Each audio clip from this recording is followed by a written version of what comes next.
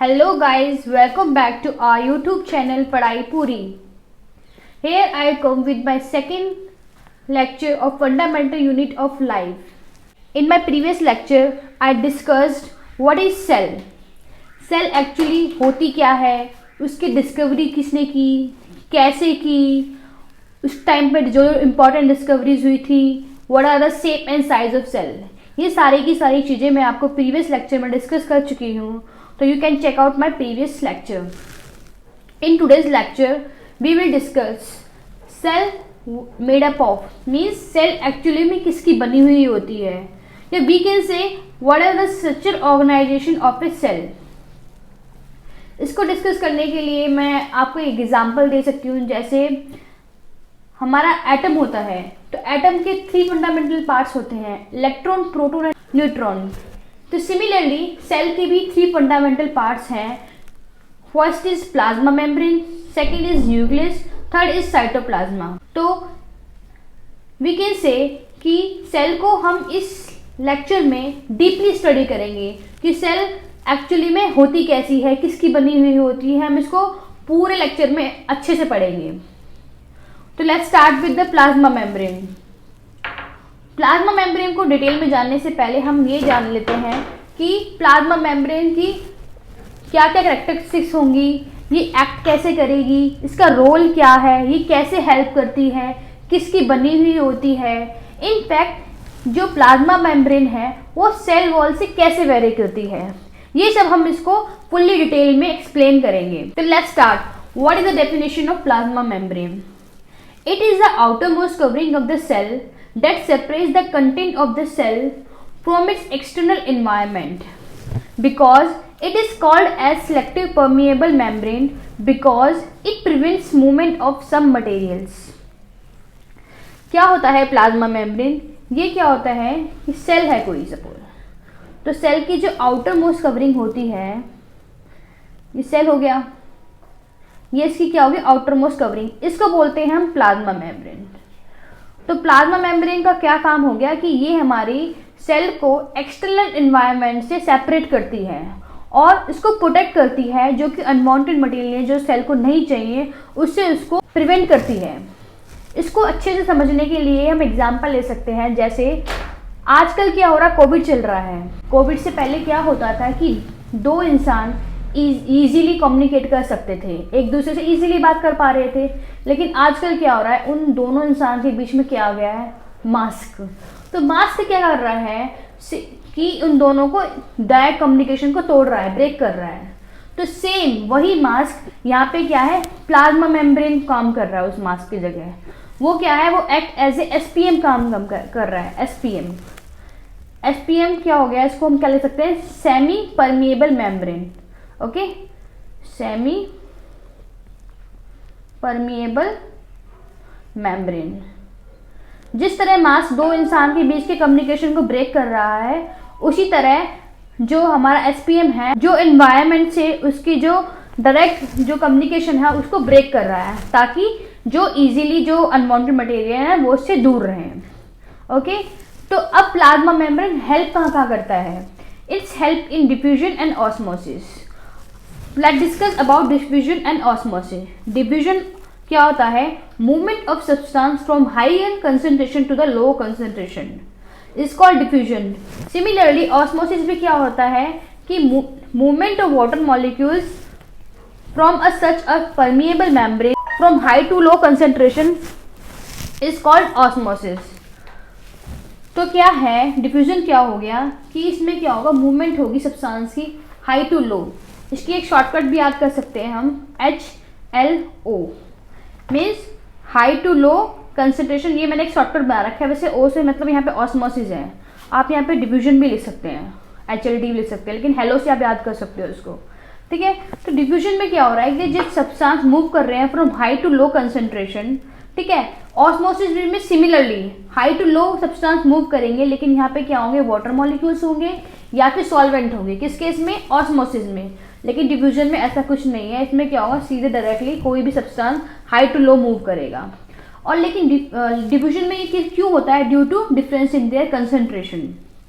Example क्या हो गया, एक्सचेंज ऑफ CO2 और O2 विद एक्सटर्नल एनवायरनमेंट। इसको हम कैसे एक्सप्लेन कर सकते हैं? फॉर एग्जाम्पल एक सेल है, क्या होगा ड्यूरिंग रेस्पिरेशन, क्या होता है कि हमारी CO2 को हम बाहर निकालने की कोशिश करते हैं, बाहर निकलती है सारी, तो CO2 की जो हमारी क्वांटिटी है वो क्या होती है, हमारी हाई होती है, ज़्यादा होती है सेल के अंदर, और वही इन्वायरमेंट में क्या होगा, हमारा CO2 की लेवल क्या होगा, डिक्रीज होगी। तो यहाँ पे हाई हो गया, यहाँ पे लो हो गया, तो हमारी मूवमेंट कैसे होगी, यहाँ पे हाई टू लो। जैसे देख रहे हो यहाँ पे क्या है, हमारी कंसंट्रेशन ज़्यादा हो रखी है, यहाँ पे लो हो रखी है, तो डिफ्यूजन कहाँ से कहाँ टेक प्लेस करेगा, हाई टू लो। वाटर क्या है, वो भी हमारा डिवीजन ही फॉलो करता है, लेकिन अगर जब मूवमेंट हो रही हो वाटर मॉलिक्यूल्स की बाय SPM, तो वो क्या बन जाएगा, ऑस्मोसिस। लेकिन ऑस्मोसिस में हमें क्या ध्यान रखना पड़ेगा कि जो मूवमेंट हो रही है वाटर मॉलिक्यूल्स की, वो हमेशा अफेक्ट करेगी कि इसमें कौन सा हमने सब्सटेंस डिसॉल्व कर रखा है। ठीक है, तो इस तरह ऑस्मोसिस क्या हो गया, इस osmosis is the passage of water from a region to higher concentration to the lower concentration by a selective membrane till equilibrium is reached. Means osmosis कब तक होती रहेगी ये वाली प्रोसेस, जब तक कि जो हमारी जो सब्सटेंस की जो मूवमेंट है वो इक्विलिब्रियम पे ना पहुंच जाए। मीन्स वो जो हमारा सोल्यूशन है वो आइसोटोनिक ना बन जाए। डोंट वरी, आइसोटोनिक हम आगे डिस्कस करेंगे। अब क्या है, अगर हम if we put an animal और plant cell into a solution of sugar और सॉल्ट इन वाटर, ये क्या है, ये इंपॉर्टेंट है, बहुत मोस्ट इंपॉर्टेंट है। क्यों? क्योंकि इसको कई तरीके से क्वेश्चन एग्जामिनर हमारा कई तरीके से पूछ सकता है इसको। फॉर एग्जाम्पल पहला क्या है कि अगर हम एनिमल या प्लांट सेल को किसमें, शुगर या सॉल्ट का सोल्यूशन में ले लें तो क्या होगा सब। ठीक है, वो पहला तरीका तो ये हो गया पूछने का कि अगर वाटर में अगर शुगर मिलाए या सॉल्ट मिलाए, उसमें एनिमल या प्लांट सेल रखा तो क्या होगा, उससे क्या होगा, 3 थिंग्स विल हैपन, 3 थिंग्स होंगी। तो उस 3 थिंग्स में क्या आएगा, वो सोल्यूशन क्या बनेगा, हाइपोटोनिक, आइसोटोनिक या हाइपोटोनिक सोल्यूशन। इन 3 चीज़ों को डिस्कस करेंगे। और कैसे पूछ सकता है कि what are the types of osmotic solution. Okay, एक तीसरा तरीका और है कि वो पूछ सकता है types of solution on the basis of the concentration. तब भी हम क्या डिस्कस करेंगे, ये 3 टाइप्स डिस्कस करेंगे। ओके, तो let we discuss what is osmotic solution. Osmotic solution क्या होते हैं, are those solution which can cause osmosis if separated from solvent by semi permeable membrane. Osmotic solution क्या होते हैं, वो सोल्यूशंस होते हैं जबकि सॉल्वेंट पार्टिकल को हमें सेपरेट करना हो बाय द SPM। ओके, तो ये सोल्यूशन 3 टाइप्स के कैसे हो गए, हाइपोटोनिक सोल्यूशन, आइसोटोनिक सोल्यूशन और हाइपोटोनिक सोल्यूशन। हाइपोटोनिक सोल्यूशन क्या होते हैं, जैसे कि नाम डिस्कस हो रहा है, हाइपो मतलब हिपोपोटामस, मीन्स बहुत मोटा, स्ट्रॉन्ग, तगड़ा। ठीक है, तो इसको माइंड में रखते हुए हम इसको इजीली डिफाइन कर सकते हैं। It is a dilute solution which has an osmotic concentration lower than that of another solution, or we can say that the medium surrounding the cell has higher water concentration than the cell that is outside the solution is very dilute. In this case, cell will gain water by osmosis, that is cell is likely to swell up. Such a solution is known as hypertonic solution. Means क्या होगा कि इसमें जो हमारा cell है, cell क्या, और ये हमारा एनवायरनमेंट हो गया। ठीक है, तो इसमें ये क्या कह रहा है कि जो सेल है उसकी क्या होती है, सपोज इसमें क्या होगा, हाई टू लो, अब मैंने शॉर्ट को बताया था HLO। ठीक है, हाई टू लो कंसेंट्रेशन। अब हाइपो मतलब क्या हो गया, मोटा, तगड़ा, मतलब क्या होगा, फूला हुआ। हम इसको डायग्राम की हेल्प पे इजीली एक्सप्लेन कर सकते हैं। जैसे सेल है, ये इसके बाहर का एनवायरनमेंट हो गया, तो क्या होगा, जैसे कि मैंने आपको शॉर्टकट बताया क्या, hello, high to low concentration. तो बाहर एनवायरनमेंट में क्या होगी, हमारी कंसेंट्रेशन हाई होगी। ठीक है, और अंदर हमारी लो होगी। तो मूवमेंट कैसे होगी, हमारी हाई टू लो। जब ये मूवमेंट कंटिन्यूसली होती रहेगी, high to low, high to low, high to low, तो क्या होगा, स्वेल हो जाएगी हमारी सेल। तो इसीलिए इसको हम बोलते हैं hypertonic solution. Hypotonic solution is just the reverse of hypotonic solution. Okay, इसमें क्या होगा कि हमारी कंसेंट्रेशन बाहर लो होगी, अंदर हाई होगी। तो क्या होगा कि जितने भी पार्टिकल होंगे हमारे, वो अंदर से बाहर की तरफ मूव करेंगे। मीन्स अंदर हाई होगी, बाहर लो होगी। तो क्या होगा, सारे पार्टिकल्स ऐसे मूव करेंगे बाहर की तरफ, तो क्या होगा कि हमारे की जो हमारी जो सेल होगी वो श्रिंक हो जाएगी, सिकुड़ जाएगी। तो क्या होगा, वो बन जाएगा हमारा हाइपरटोनिक सोल्यूशन। और आइसोटोनिक सोल्यूशन क्या होगा कि same amount of water crosses the cell going is the same as that of amount of going out, means जितना अंदर जा रहा है उतना ही बाहर। तो उससे क्या होगा, सेल में कोई चेंजेस नहीं होगा। तो क्या होगा, इसको हम इजीली डायग्राम से आप समझ जाओगे इजीली। आप इसको देख सकते हैं, जैसे ये क्या है हाइपोटोनिक, क्या होगा हमारा हाई से लो मूवमेंट कर रही है हमारी, तो क्या होगा सारे जितने भी पार्टिकल वो अंदर की तरफ मूव हो रहे हैं। क्या हो रहा है हमारा सेल, यहाँ पे क्या हो रही है हमारी सेल फूल रही है, ठीक है। और हाइपोटोनिक में क्या हो, देखो ये अंदर की तरफ जो हमारी थिक लाइन हो क्या है अंदर की तरफ सिकुड़ रही है, क्योंकि क्या है जितने भी पार्टिकल है वो बाहर की तरफ मूव कर रहे हैं। आइसोटोनिक में क्या हो, जितने हमारे अंदर आ रहे हैं उतने हमारे बाहर जा रहे हैं। तो ये हमारा बन गया क्या, आइसोटोनिक सोल्यूशन, ठीक है। तो हाइपो में हमारी क्या होगी, सेल स्वेल करेगी। हाइपोटोनिक में क्या होगी, हमारी सेल श्रिंक करेगी। इसमें क्या होगा, सेम साइज रहेगा। ओके, तो मैं आपको जैसे जितना भी मैंने आपको ये डिफ्यूजन और ऑस्मोसिस आपको क्लियर किया है, उसको हम इजीली डिफरेंशिएट कर सकते हैं डिफ्यूजन और ऑस्मोसिस में, ताकि आपको कोई कंफ्यूजन ना रहे। डिफ्यूजन क्या हो गया, first movement of substance from higher to the lower concentration. Okay, similarly osmosis में भी क्या होता है, movement of the water molecules from higher to low concentration. लेकिन यहाँ पे क्या होंगे, हमारे वाटर मॉलिक्यूल्स होंगे, या फिर हम कह सकते हैं सॉल्वेंट, ठीक है। तो लेकिन यहाँ पे क्या होगा, हमारा एसपीएम आ जाएगा। ओके, ये क्या आता है, it can take place is solid, liquid and gas, लेकिन osmosis only in case of liquid medium.